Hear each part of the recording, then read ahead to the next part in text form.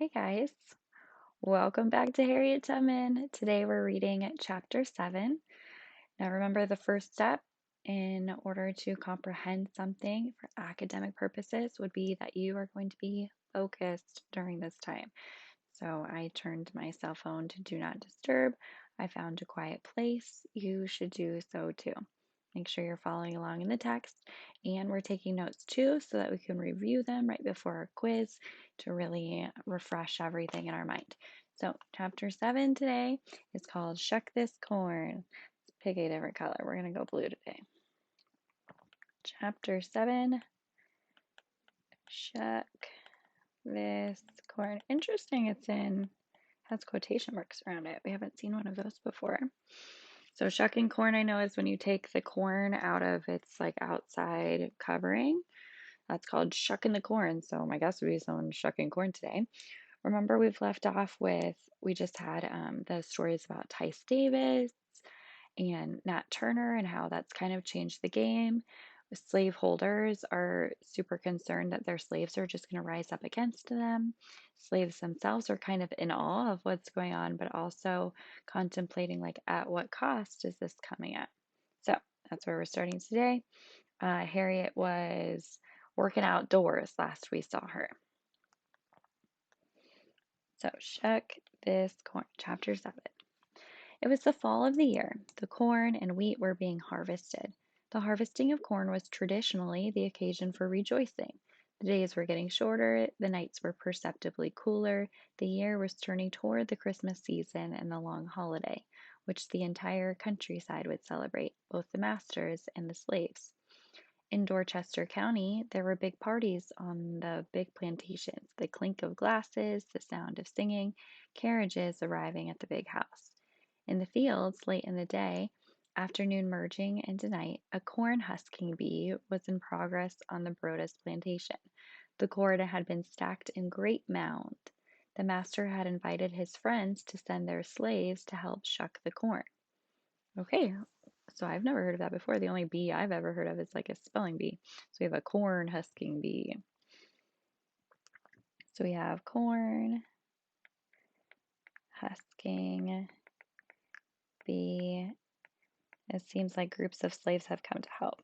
Groups of slaves come to help. And then just to kind of remember that, I'm going to draw, let's see if I can draw some corn.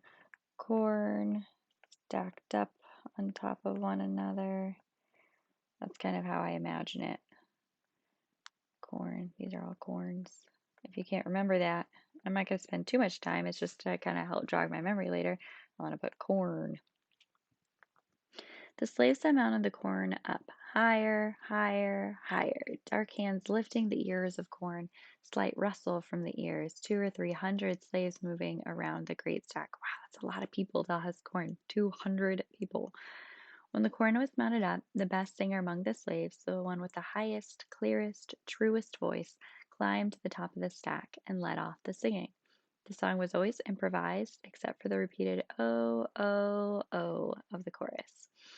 There was something wild and beautiful about this singing. The sun was going down, the feel of frost in the air, and the knowledge that once the corn was done, once the song was done, they would husk the corn, swiftly singing something else, hands moving in time to the beat of whatever the new song would be. A song in praise of the land, the harvest, a kind of propitiation to the land, and a song of thanksgiving too. So that's a new word, propitiation. It doesn't really seem like it's important to the chapter, but it's a new vocab word, so I'm going to look it up. Let's see. Propitiation. It says the act of propitiating or appeasing a god, spirit, or person. Okay, so pleasing a god.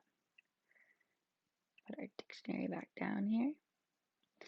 And a song of thanksgiving too. Masters, slaves are slick and fat. Oh, oh, oh. Shine just like a beaver hat. Oh, oh, oh. Refrain. Turn out here and shuck this corn. Oh, oh, oh. Biggest pile seen since I was born. Oh, oh, oh. Two. And so these must be the verses, and the refrain is like the chorus. Barrett's slaves are lean and thin. Oh, oh, oh. Can put their food on the end of a pin. Oh, oh, oh. Wow, if your food could fit at the end of a pin, that's not a big amount, is it? Turn out here and shuck this corn. Oh, oh, oh. Biggest pile seen since I was born. Oh, oh, oh. Okay, I'm going to add this song just because it seems like a big part of this chapter. So we have repeating O's in chorus. And I'm just going to notice that whenever we see repetition, we always know that we're drawing attention to a certain part, especially in poetry, but that's also true in books when you see things repeated. So I'm going to note that they're all singing together. This is kind of like their chant all together. One of Barrett's slaves stood silent at the foot of the big pile of corn. Harriet watched him, aware that the overseer was watching him too. A silent slave was not liked by overseers, because a silent slave was probably brooding about escape or revolt. He might have persuaded the others to take part in whatever it was that he was plotting. He might be another Denmark Vesey or Nat Turner. She watched him and felt a prick of fear run through her. As that last high-pitched rhythmic "oh, oh, oh" rang out across the field, the slaves set to work husking the corn, racing with each other to see who could husk the most in the shortest possible time. They started singing a new song, its tempo faster and faster, the movement of their hands paced to the rhythm of the song, and the sound of the rustling of the husks of the corn like an accompaniment. Okay, so this is kind of turned into like a race, but like in the best sort of sense, right? It's like a competition. Harriet watched Barrett's slave, her own hands moving swiftly, stripping the husks from the corn, enjoying the fading light, the coolness that lay over the land, the look of the cornfield now that the crop was harvested, noticing all these things and working, and yet watching the big young man who stood silent, whose hands moved slowly, desultorily. That's another word. It seems like a negative connotation here. Let's pull it up.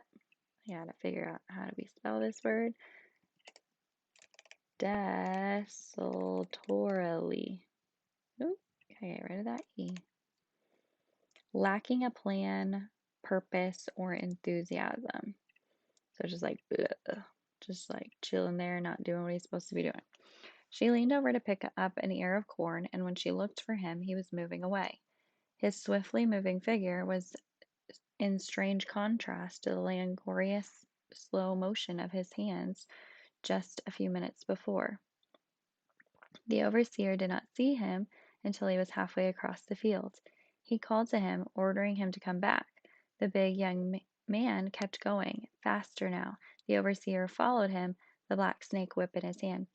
So the languorous slow motion, I didn't look up that word, and you could if you don't know it. I didn't look it up because I don't feel like I need to know exactly what the word means in order to understand the text here, right? Like when we were talking about desultorily, that's kind of another one. When you see the word slow after that word, it kind of points to like it's Langley, like it's going really slow. So I don't feel like I need to look up the word. But again, if you're reading on your own and you didn't understand that sentence, that would be a time to stop and look up the word. Okay, so during this race of corn husking, we have a second event that's come in, and that seems like the slave is running. So slave starts to run.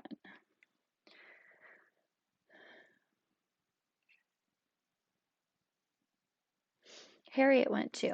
There would be trouble. She knew there was going to be trouble. She could always tell when it was coming by the peculiar fluttering of her heart. It was a warning sign, and it was telling her now that something dreadful was going to happen. They went down one of the old rolling roads, the slaves running and the overseer running too. He was not on horseback. He had not expected trouble in the middle of a husking bee, an occasion for frolicking and fun. Harriet followed close behind. So I'm going to add a happy face up here because this seems like this is supposed to be like a good time, almost like a party. And instead, we have a slave who started to run. So we have the slave. I'm going to draw him first. Behind him, we have the overseer. So he's running. Overseer. And then we have here Miss Harriet, whose little heart is telling her that something bad is going to happen. It's fluttering, right? It's moving. I'm not sure this is like the wisest choice for her to run after him, but I guess we're going to find out what happens next. The slave ducked inside the door of the store at the crossroads. The overseer went after him. Harriet heard him say that he would whip him right then and there, and thus teach him not to run away from his work. He called for help to tie the slave. He ordered Harriet to help hold him. I'm going to make a prediction here. Harriet does not seem like the kind of person to really follow orders that she doesn't want to. Do you think she wants to help them? She did not move. She stood there just inside the door watching these two. The overseer could not hope to whip the slave unless someone helped tie him up. The big young man who belonged to Barrett dodged past the overseer, head down, and was through the door and gone, just like that. Harriet moved in front of the doorway, stood there, blocking it. The overseer, startled by this sudden obstructing body, planted squarely in the doorway, turned away from the door, picked up a 2-pound weight from the counter, and hurled it at the fleeing slave. The weight missed the slave. It struck Harriet in the forehead, leaving a great open gash there. She was thrown backward from the force of the blow. She was brought back to the quarter, unconscious, bleeding. Whoa. I'm going to stop there because a lot just happened. Okay, so the overseer, this is like a big story here, this big thing that happened. So I'm going to start here. So the overseer asked Harriet to help tie up the runaway. Not only did she refuse, she blocked the door. So she's like essentially helping him escape here. So like if this is our doorway, here's our girl Harriet with her bandana, her colorful bandana. Here's the overseer inside. And here's like the runaway, just like getting away. And so then the overseer, I'm just going to put an O through a weight. I don't know about you when I picture a weight, but I literally picture like one of those like dumbbell weights. It probably wasn't. It was probably like one of those circle weights or something like that. But that's what comes to mind is literally like a 10-pound dumbbell being like thrown through the air. Weight struck. I'm going to put an H for Harriet's forehead. So she's now unconscious on the ground, bleeding. Wow. I mean, that's like gutsy though. Like, how brave do you have to be like, not only am I not going to help you tie up this slave, which is what I know you like think I should be doing right now, but I'm going to stand here as a woman blocking you, white overseer man, from going after the slave who I don't even like know or it's not my friend, but I'm going to stand here because like this is the right thing to do. I wonder if in her mind she was thinking that or if she just like instinctually did it. In the quarter, the slaves came to look at her. They said that she would surely die. No one could survive with a great hole in the head like that, with the good warm blood, the life's blood draining out. So much blood. Even Brodas came to look at her and couldn't conceal his dismay at the sight of her. Old Rit hovered over her, a prayer on her lips. Not this child. She couldn't lose this one, because remember, she's lost them before, right? They've been sold down south. 2 of her girls had been sold already, sold south, part of the chain gang, crying, protesting, pulling back, and the chains pulling them forward, clanking sound of the change, cracking sound of the whip of the driver. Old Rit nursed Harriet alone, unaided. She even called in the old man that they said could conjure, though she doubted that any conjure in the world could save this child. So that's like magic, healing magic. At night, in the flickering light from the fire, it seemed to her that the wound, that great hole in the forehead, throbbed. That night, in the slave cabins in the quarter, they talked about Harriet. If she lived, she would be sold south. The overseer and the master would not keep an intractable, defiant slave. a slave who refused to help the overseer tie up a runaway, blocking the door like Harriet did. She would be sold. It was a dangerous thing that she had done. Dangerous, yes, but a brave thing too. Oh, that's what I was thinking when I read it. Why wasn't she afraid? What had made her so bold? And someone spoke of Denmark Vesey. We are slaves. And Denmark's answer, you deserve to be. The corn husking was forgotten, the fun of it, the singing, the capering that had gone on while they husked the corn. Ghosts wandered in the quarter. I'm going to stop there because we're at the end of the page and nothing like super big has happened here. I guess the big point of this would be if she recovers, H will be sold, is like the mom's prediction, right? And the mom is like working tirelessly to heal her. Ghosts wandered in the quarter, whispered in the quarter. Denmark Vesey and Nat Turner haunted the big house too. The master couldn't sleep. He kept listening, wondering. Were they plotting something out there in the quarter? Why were they so quiet? Or were they? The air seemed to be filled with whispering voices. Night after night, the slaves kept creeping into the cabin to look at Harriet. They knew that the overseer was trying to sell her, trying to sell this dozing, half-conscious young girl who never moved from the pallet on the floor. That's interesting. If she's like half-conscious, laying down, and they're still like bringing in people trying to like sell her. November came and passed. Then it was Christmas. Harriet was in a stupor most of the time, deaf to the laughter, the dancing, and the singing, deaf to the clack of the bones, the beat of the juba. So I'm kind of thinking like a coma. She's kind of like in a state of in and out. Right after Christmas, the overseer began again, trying to sell her. Neighboring farmers came and looked at her and snorted their refusal to buy her. Some of them laughed and said Brodas was crazy to try and sell such a wreck. Others said he would have to pay them to take her off his hands. Not worth a sixpence. Sell her? Ha ha ha. Harriet stayed in the cabin from Christmas until March, and toward the end of this long period of inertness, that means not moving, she began to pray for the conversion of Edward Brodas, repeating the same prayer over and over again. Change his heart, Lord, convert him. In March, too, when it was obvious that she was getting better, she learned that she and her brothers were to be sold south, part of the next chain gang. Austin Woodfolk, the slave trader, was in Cambridge, and Brodas had arranged for her sale. Okay, so she's kind of in like a coma from we were in the fall to March, and then she recovers, only to be maybe sold. That's where we're at. And she's praying here, change his heart, Lord, change his heart, like let me not be sold. The knowledge that she would be sold terrified her. There was always an ache in her skull, a pounding. The wound had healed, but it was still painful. She was subject to violent headaches. What was worse, she never knew at what moment she would suddenly go to sleep.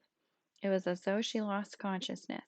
She never knew when this would happen or for how long a period of time. When she slept like that, she could not be roused. It was like a coma. She could remember what had gone on just before the period of unconsciousness, could pick up a conversation, the threads of it. If she was talking herself when she suddenly went to sleep, she would finish whatever she was going to say when she awakened. All right, so here's some like lasting effects here of injury. She gets headaches,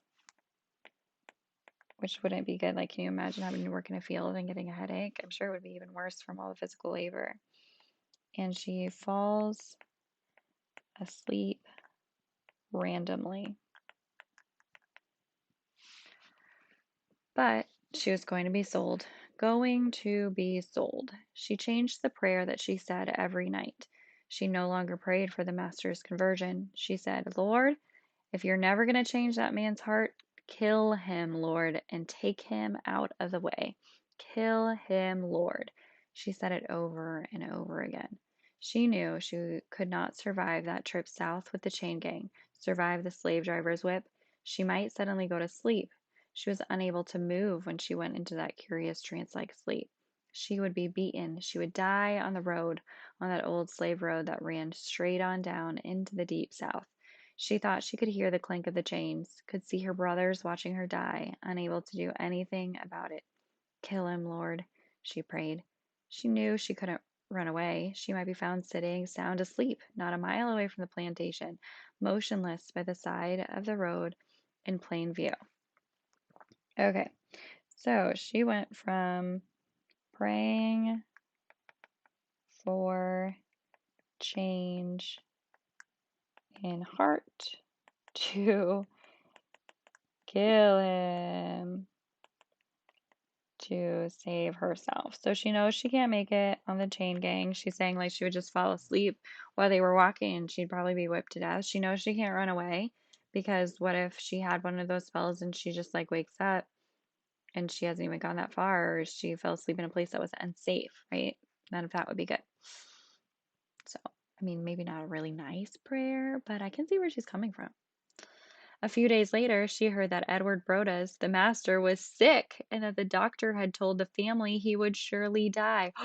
She prayed it into existence. His body servant whispered the word to the mistress's personal maid, who told the kitchen help, who relayed the message to the coachman, who told one of the stable boys, who told one of the children, who ran like the wind to tell Harriet and old Rit. The message was transmitted mouth to ear to mouth, with gestures made by swift moving hands that showed just how sick the master was. And then suddenly, one morning, the master was dead. The field hands knew he was dead before the overseer knew it, and no one watching them could really have said how the news spread so fast, the length and breadth of the whole plantation, though the word went from the master's bedroom to the kitchen, then to the stable, then to the quarter where the little children managed to tell the field hands while they brought the water to them. It was planting time, and the backs of the field hands were bent as they leaned over the long rows, sun glistening on their bare backs. Seed time, seed time. Okay, I'm going to stop because I feel like we kind of transitioned a little bit. So, praying for a change in heart to save herself. Rhoda's died. It's like she made it happen, except we know that that's not actually possible. But I mean, God does answer prayers. Okay, so now we're in planting. We know this message spread. I don't think that's as important to know because I already know and I remember from the other chapters that like they always get the message through like word of mouth. So we're in the fields now and it's seed time. The overseer, a man on horseback watching them, suddenly shouted, "Make a noise there!" because a hush fell over the fields. They began to sing, but it was a slow moving song, pitched higher than anything he had ever heard, with a wail in it that made him shiver, and the words made him shiver too. He know moon rise, he know star rise, but he done layin' his body down. Old master'll walk in the moonlight, he'll walk in the starlight to lay his body down. Old master'll walk in the graveyard, he'll walk through the graveyard to lay his body down. Old master'll lie in the graveyard and stretch out his arms to lay his body down. I think that they know. So I'm going to add this song. So the slaves sung a song about it. Walk through the graveyard. So Brodas walks through the graveyard. What like a picturesque kind of song. That's my graveyard. A moon shining down. Old Rit told Harriet that the master was dead. She didn't need to tell her. When Harriet heard that long, slow wail from the fields, she knew he was dead. She lay on the floor of the cabin, motionless, conscience stricken, filled with horror. She believed that her prayers had killed him. I mean, she did pray it. All right, so Harriet feels guilty. You'll notice I don't have like a big organizational system to my notes today. That's a little different from normal. But again, they're your notes, right? So, however you feel like they make sense to you and they help you retell the story, that's how you should write them. If you just want to draw pictures and add some words, if that helps you, if you if the images and drawing doesn't help you, then maybe the words help you more. As you learn the strategies that work for you, and I'm not, reading this chapter and doing these things with you, you'll need to choose which things work for you. So be paying attention to, like, as you retell the story, like, is it the words that are helping me? Is it the pictures? Is it a mixture? Just as a side note. All right, I'm in my italics section, and whenever I'm in my italics, I note it because Miss Salzar always asks a question from it. Italics. In Boston, on January 1st, 1831, William Lloyd Garrison published the first issue of his anti-slavery newspaper, The Liberator. The following statement appeared on the front page of the first issue. I will be harsh as truth and as uncompromising as justice on this subject, slavery. I do not want to think or write with moderation. No, no. I like it. So we have William Lloyd Garrison, two R's. And he has The Liberator as his newspaper. And it is anti-slavery. So I'm going to put slavery, shoop, cross that sucker out.